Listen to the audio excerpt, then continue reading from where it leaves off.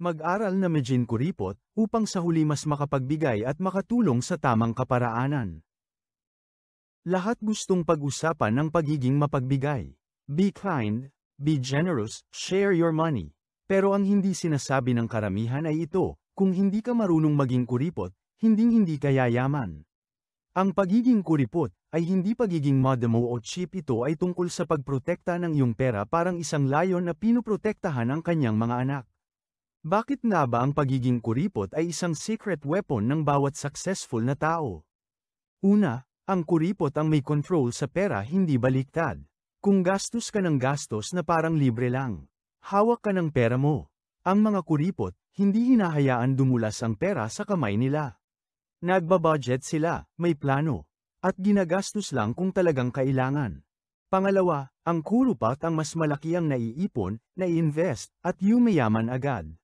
Yung mga sobrang mapagbigay kahit walang plano, laging broke. Ang mga kuripot masipag mag-ipon, magaling mag-invest, at tahimik lang sa pagyaman. Ang pagiging kuripot na yan ang pundasyon ng kayamanan nila. Tatlo, ang kuripot ang mas marunong magpahalaga sa pera. Kapag kuripot ka, 2 beses kang mag-iisip bago bumili. Kailangan ko ba talaga ta? Makakatulong ba ta sa pagyaman ko o pansamantalang luho lang? Ang ganitong mindset, ginagawang malaking tagumpay ang maliit na desisyon. Pang-apat, umiiwas sa utang ang mga kuripot.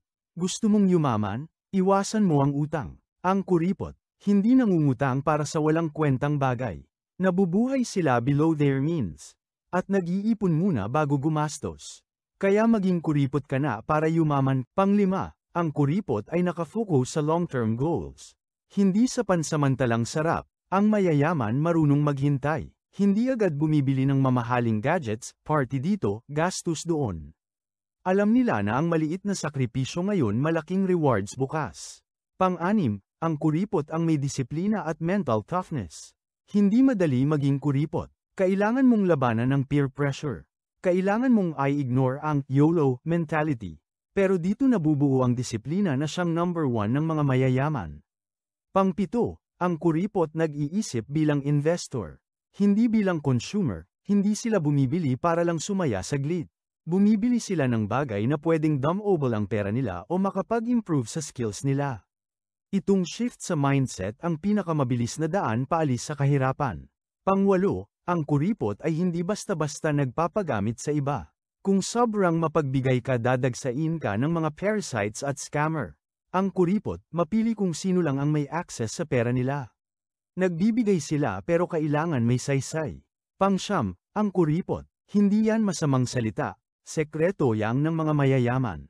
Maganda ang generosity pero dapat after ka ng maging financial stable. Habang nagbubuo ka pa ng yaman mo, ang pagiging kuripot ay tanda ng seryoso ka sa future mo. Pang-10, ang pinakamayamang tao sa mundo. Kuripot sila. Tulad nila Bill Gates, Warren Buffett, Elon Musk, hindi sila basta-basta gumagastos sa mga nonsense na bagay. Nag-i-invest, nag-iipon, nag-protect, kaya sila lalong yumayaman.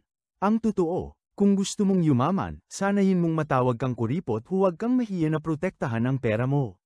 Iprotekta mo, ay parami mo, ipalago mo, dahil kung hindi mo nirerespeto ang pera mo, hindi ka rin rerespetuhin ito.